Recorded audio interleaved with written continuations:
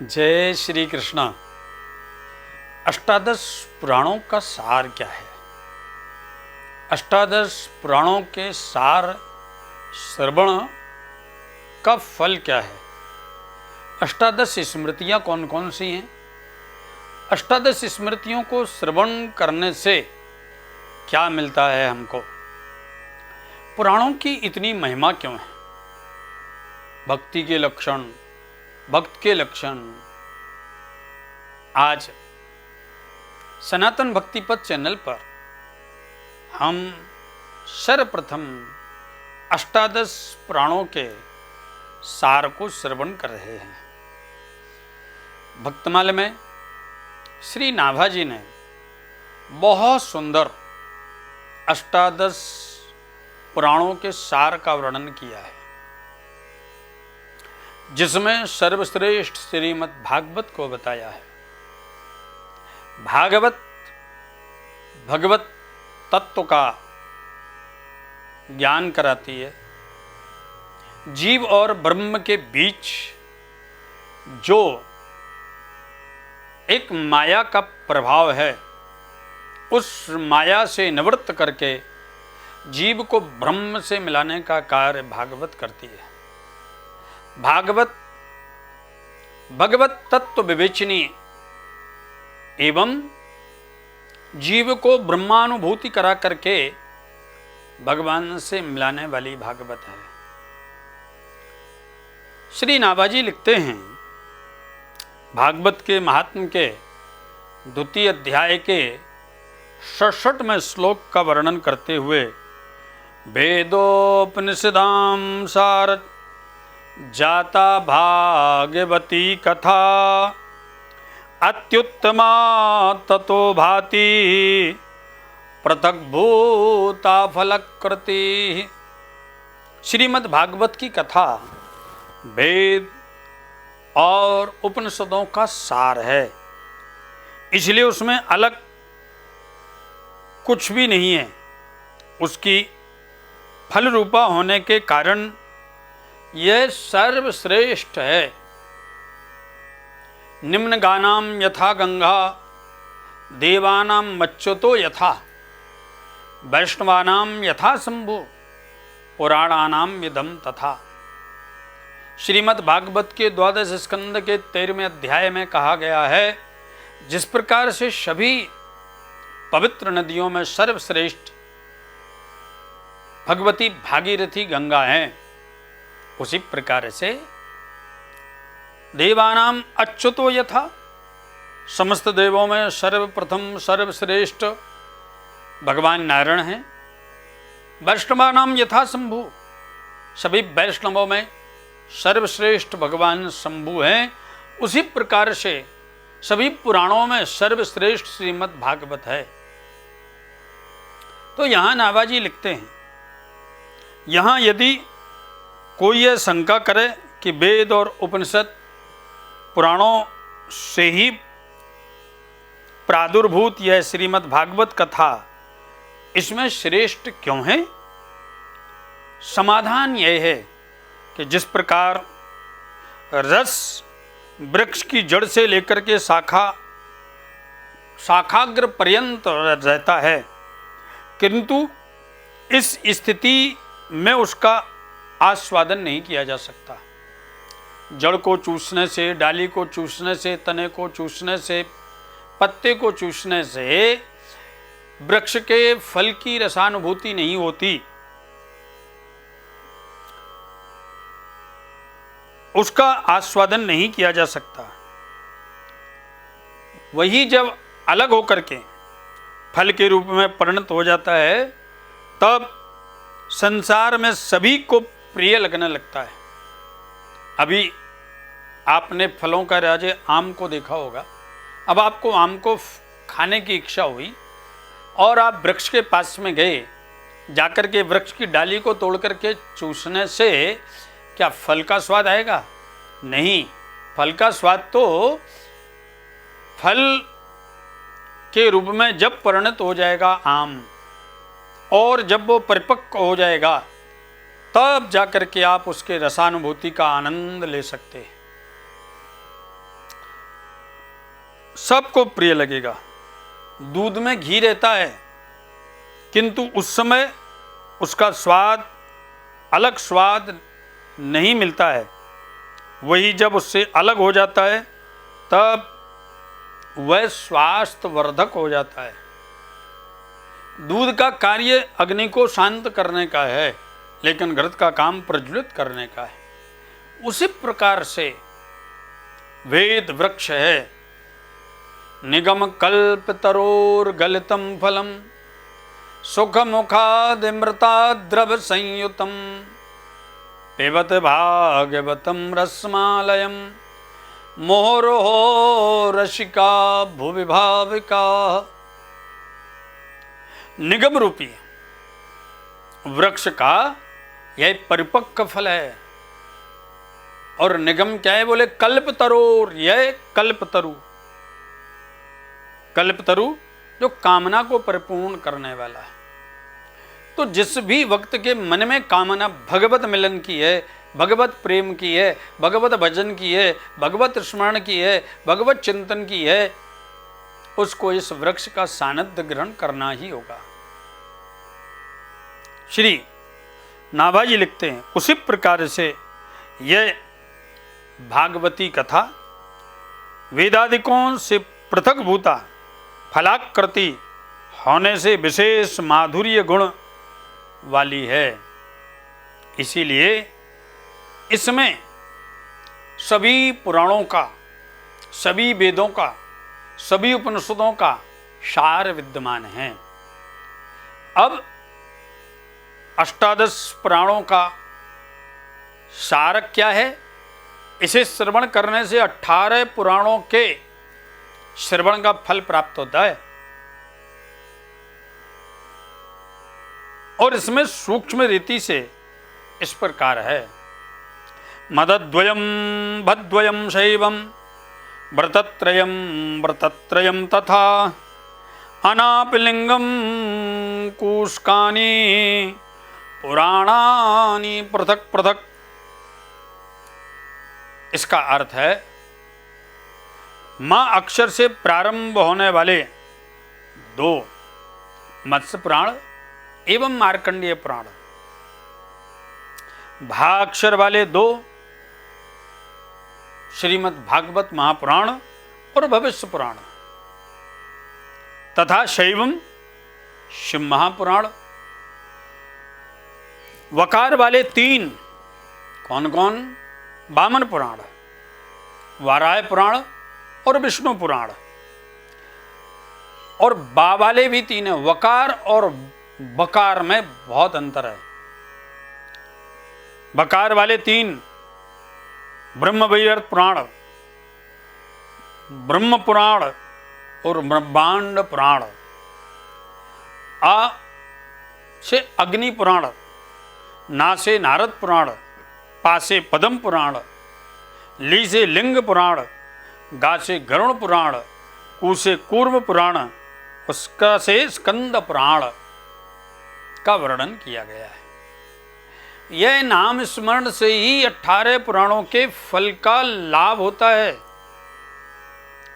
तो पुराणों का लक्षण श्रीमद् भागवत में इस प्रकार से दिया गया है। क्या दिया गया है? सर्गो स्यात् विसर्गश्च वृत्ति रक्षान् तराणि च वंशो वंशानुचरतम संस्था हेतुर्पाश्रयाः दशर्भिर्लक्षणैर्युक्तं पुराणान् तद्विदो विदु।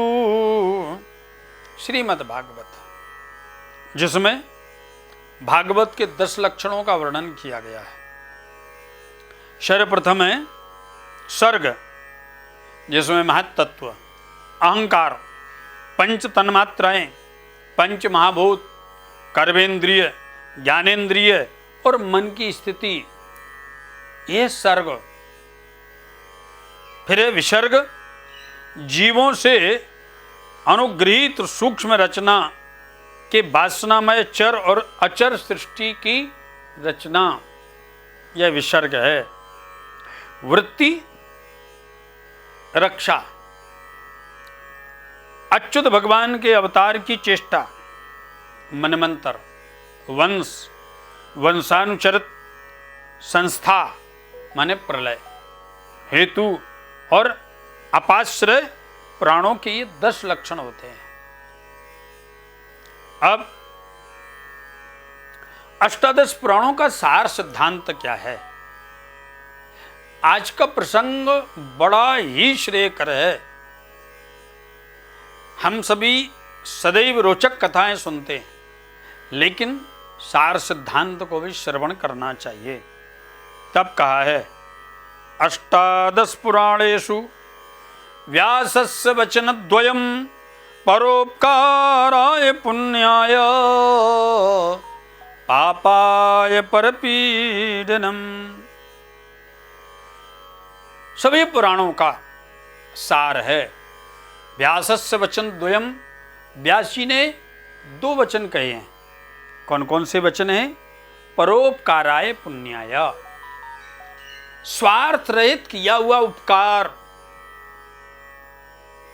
कामना रहित किया हुआ कार्य, संकल्प रहित किए हुए कर्तव्य कर्म के बराबर संसार में कोई पुण्य नहीं है।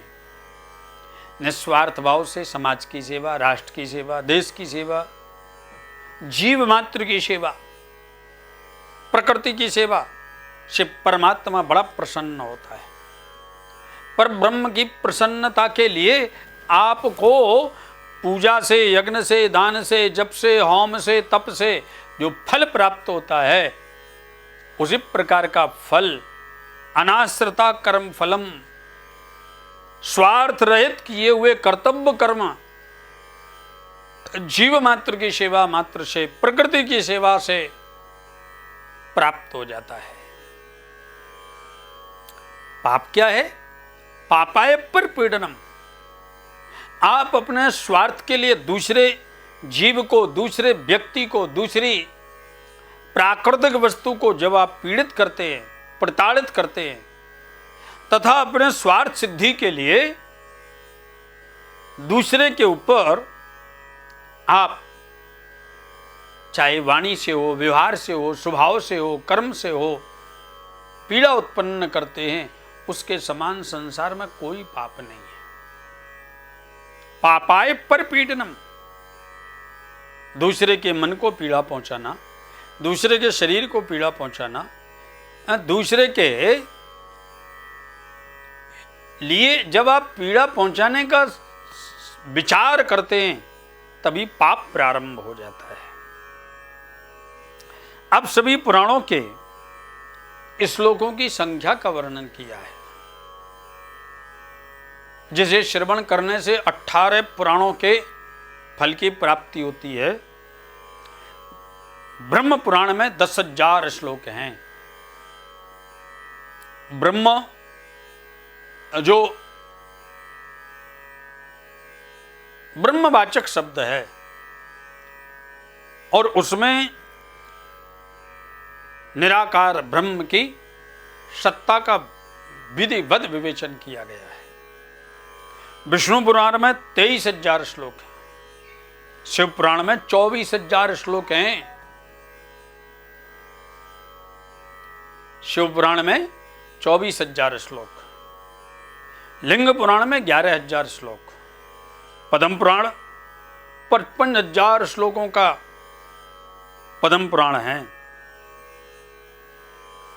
स्कंद पुराण में 21,000, वामन पुराण में 10,000, मत्स्य पुराण में 14,000, वाराह पुराण में 24,000, अग्नि पुराण में 15,000, कूर्म पुराण में 17,500, ब्रह्म वैवर्त पुराण में 18,000 श्लोक, मार्कंडेय पुराण में 9,500, ब्रह्मांड पुराण में 12,000 और श्रीमद् भागवत में 18,000 श्लोक हैं। संपूर्ण संख्या 4 लाख होती है। इन सभी पुराणों के श्लोकों की संख्या कितनी है? 4 लाख। 4 लाख श्लोकों में सभी 18 पुराणों को वेद व्यास जी ने आनंद पूर्वक लिखने का कार्य किया है। श्री नाभाजी कहते हैं कि इन सब में श्रीमद् भागवत सर्वश्रेष्ठ है।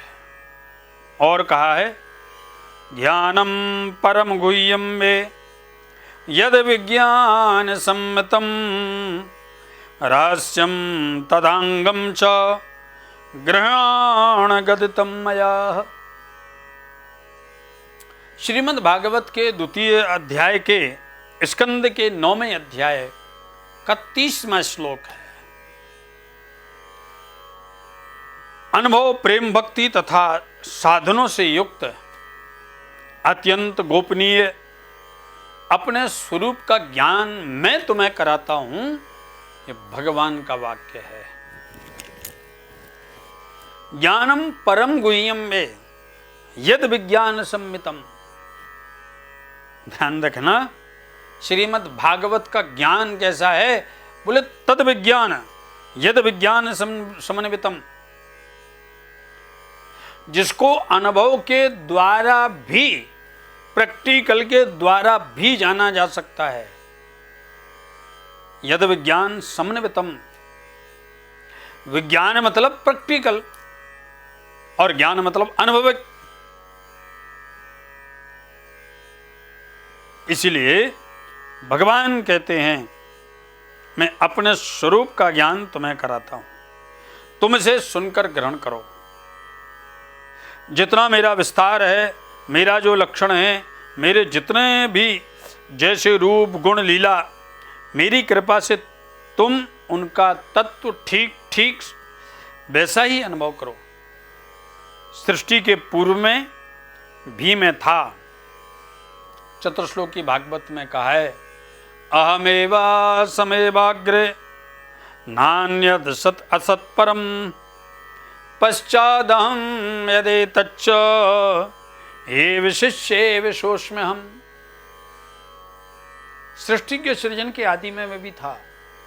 अहम एवा समयवाग्रे, और सारे विश्व प्रपंच में केवल और केवल मैं ही हूं। ये भगवत सत्ता को जानना होगा। हम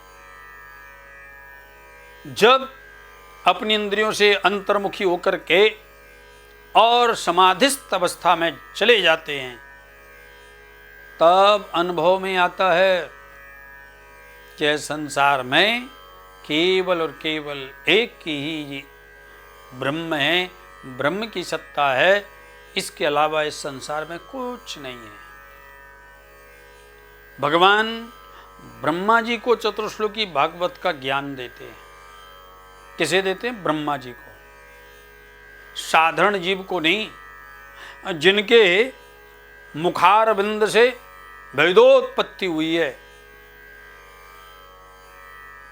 वही भगवान ब्रह्मा जी को यह अद्भुत ज्ञान दे रहे हैं।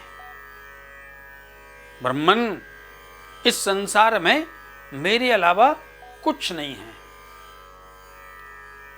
तुम्हारी इंद्रियां जहां तक जा सकती हैं, जितना देख सकती हैं, जितना सुन सकती हैं, जितना अनुभव कर सकती हैं, जितना सोच सकती हैं, जितना समझ सकती हैं, वो सब मैं ही हूं। मेरे अलावा इस संसार में और कुछ नहीं है। नान्यद यत् सत असत परम, मेरे अलावा इस जगत में सत्य भी कुछ नहीं है, मेरे अलावा इस संसार में असत्य भी कुछ नहीं है। या ऐसे कहें कि सत्य भी मैं हूं और असत्य भी मैं हूं, जीवी भी मैं हूं और ब्रह्म भी मैं हूं, और इसके बीच में जो माया है वही भी मैं ही हूं। भगवान कहते हैं, पश्चात हम यदेतच्च, और इसके बाद भी अगर कुछ शेष बचता है, गणित में आपने देखा होगा भाग करते हैं तो उसमें कुछ शेष रहता है, तो भगवान कहते हैं वह शेष भी मैं ही हूं। पश्चात हम ये तच्च यो विशिष्य सोच में हम, वह शेष भी केवल और केवल मैं ही हूं। केवल और केवल मैं ही हूं जब भगवान ने कहा तो ब्रह्मा के अंदर से अभिमान समाप्त हो गया।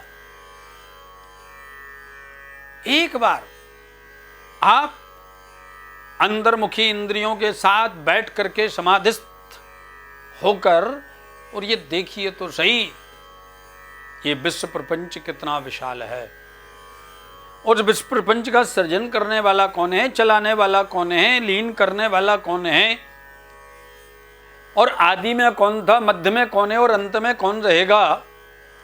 इस ब्रह्मांड में मेरी स्थिति क्या है, मैं कहां पर हूं। जिस अभिमान के कारण मैं अपने आप को बड़ा मानता हूं, विशाल मानता हूं, बुद्धिमान मानता हूं, विवेकवान मानता हूं, धनवान मानता हूं, पदवान अथवा प्रतिष्ठावान अथवा यशवान या कुछ भी वान आप समझ लीजिए, एक बार आप देखिए आपको पता चल जाएगा।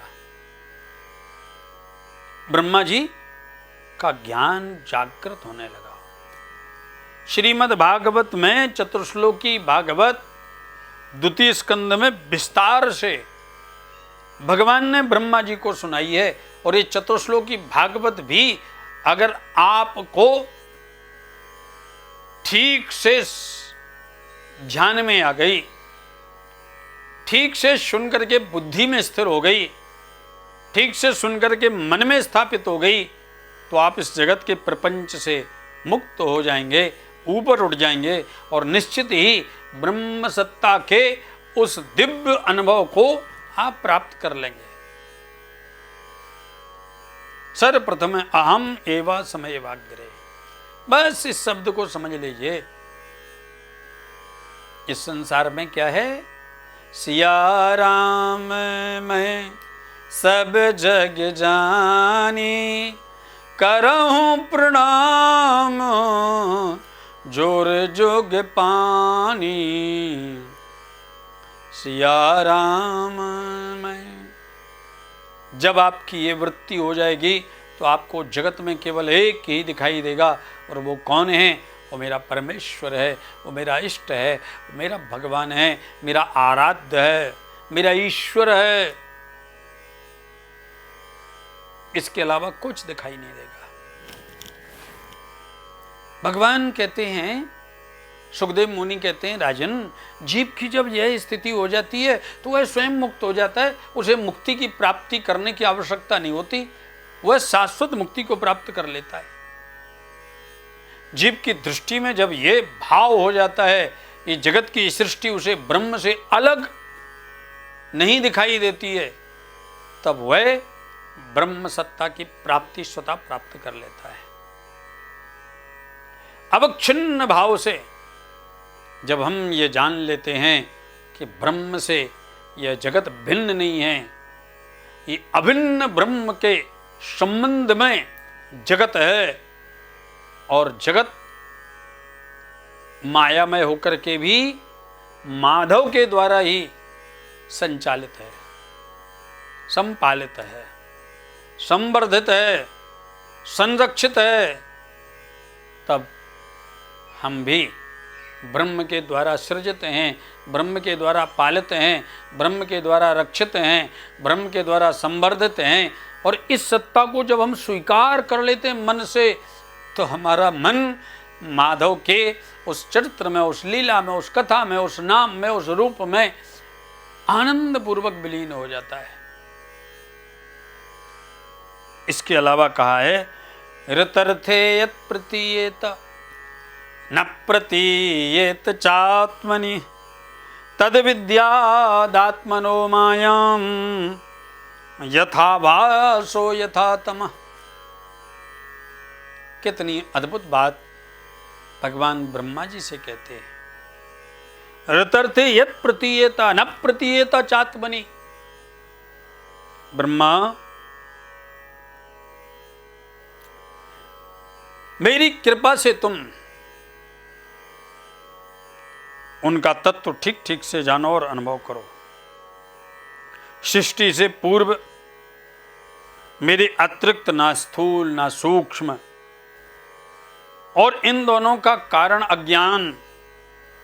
जहां यह सृष्टि नहीं है वहां पर भी केवल मैं विद्यमान हूं। मेरे अलावा इस जगत में और कुछ भी नहीं है। और ध्यान रखना, जो कुछ बचा रहेगा वह भी मैं ही हूं।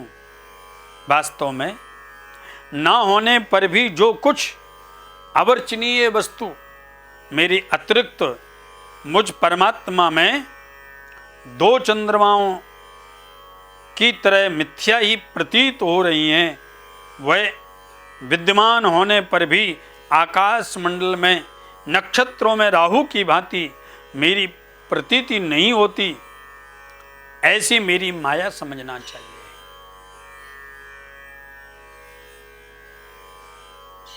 ब्रह्मन इस जगत में रतर्थे यत् प्रतीयता न प्रतीयत चात्मनि तद्विद्यादात्मनो मायाम। चंद्रमा को ग्रसित करने वाला जैसे राहु है, ऐसे ही व्यक्ति के मन चंद्र को ग्रसित करने वाली कौन है? बोले माया। और माया से आबद्ध जीव मुझे रहते हुए भी पहचान नहीं पाता, जान नहीं पाता, समझ नहीं पाता। मैं हूं और फिर भी वो मुझसे अपने आप को अलग मानता है। ब्रह्मन न प्रतीयत चात्मनि, वह आत्मा के रूप में बैठे हुए पर ब्रह्म को न प्रतीयत, नहीं जान पाता, नहीं समझ पाता, प्राप्त नहीं कर पाता। क्यों? उसके ऊपर माया का प्रभाव पड़ जाता है। लेकिन ध्यान रखना, मायाधीश्वर भी मैं ही हूं। इसीलिए जीव जब अज्ञान रूपी माया से मुक्त हो करके ज्ञान रूपी मुझे प्राप्त कर लेता है, तो वह तरंतिते इस भवसागर से तर जाता है, भवसागर को पार कर जाता है। संसार में सृजनात्मक इस दिव्य चर्चा को भगवान नारायण ने ब्रह्मा जी को सुना करके अद्भुत ज्ञान प्रदान किया। स्मृतियों में 18 स्मृतियां हैं और ये ऋषियों ने इसकी रचना की है। उनके चरण कमलों में हमारा बार बार नमस्कार है, प्रणाम है। आशा तृष्णा के संबंध से छुड़ाने के लिए उदार बुद्धि वाले ऋषियों ने स्मृतियां बनाई हैं। स्मृतक ज्ञानम, जो इस लोक का और परलोक का ज्ञान कराती है, तथा ये इस लोक में उन्नति तथा परलोक में कल्याण का साधन है। स्मृति स्तुति धर्म संगता, अर्थात वर्ण धर्म, आश्रम धर्म, राजधर्म, समाज धर्म, लोक धर्म, परलोक धर्म, विधि धर्म, निषेध धर्म तथा इनके साधन साध्य का जिसमें सांगोपांग वर्णन किया गया है, उसे स्मृति कहते हैं। स्मृतियां भी 18 हैं। सर्वश्रेष्ठ समाज को सही पथ पर चलने के लिए मनु महाराज ने लिखी स्मृति, उसका नाम है मनु स्मृति। दूसरी अत्रेय मुनि के द्वारा रचित अत्रेय स्मृति। फिर भगवान विष्णु के द्वारा निर्मित वैष्णव स्मृति। उसके बाद हारित स्मृति, श्री भारत मुनि के द्वारा निर्मित है। याम्य स्मृति धर्मराज के द्वारा रचित है। याम्य स्मृति। याज्ञवल्क्य स्मृति याज्ञवल्क्य ऋषि के द्वारा रचित है। आंगिरस स्मृति अंगिरा ऋषि के द्वारा रचित है। शनैश्चर स्मृति सूर्यपुत्र शनिदेव के द्वारा रचित है। स्वार्वकृत तर्क स्मृति यह महर्षि अंगिरा के पुत्र श्री संवर्त प्रणीत के द्वारा रचित है।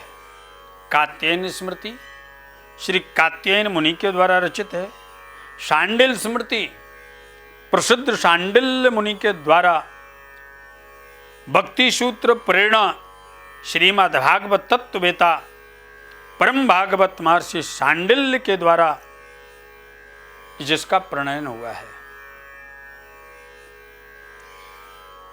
गौतम स्मृति महर्षि गौतम के द्वारा रचित है। वशिष्ठ स्मृति श्री वशिष्ठ जी के द्वारा इसका प्रणयन हुआ है। दाक्ष स्मृति प्रजापति दक्ष के द्वारा रचित है। वारस्पत्य स्मृति देवताओं के गुरु बृहस्पति जी के द्वारा रचित है। आतापत्य स्मृति श्री सतापत जी महाराज के द्वारा रचित है। पाराशर स्मृति महर्षि पाराशर के द्वारा रचित है। और क्रतु स्मृति श्री क्रतु मुनि के द्वारा स्मृत है। यह अष्टादश स्मृतियां हैं। इन स्मृतियों में जीव ब्रह्म माया और जगत इन सब के बारे में विस्तार से वर्णन है। धर्म क्या है, वर्णाश्रम धर्म क्या है, राजधर्म, विधि धर्म और निषेध धर्म, सब का विस्तार से वर्णन सभी ऋषियों ने अपनी अपनी स्मृतियों में किया है। इसका स्मरण करने मात्र से सर्व स्मृति और प्राणों की कथा का लाभ प्राप्त होता है। जय श्री कृष्ण, जय श्री राधे।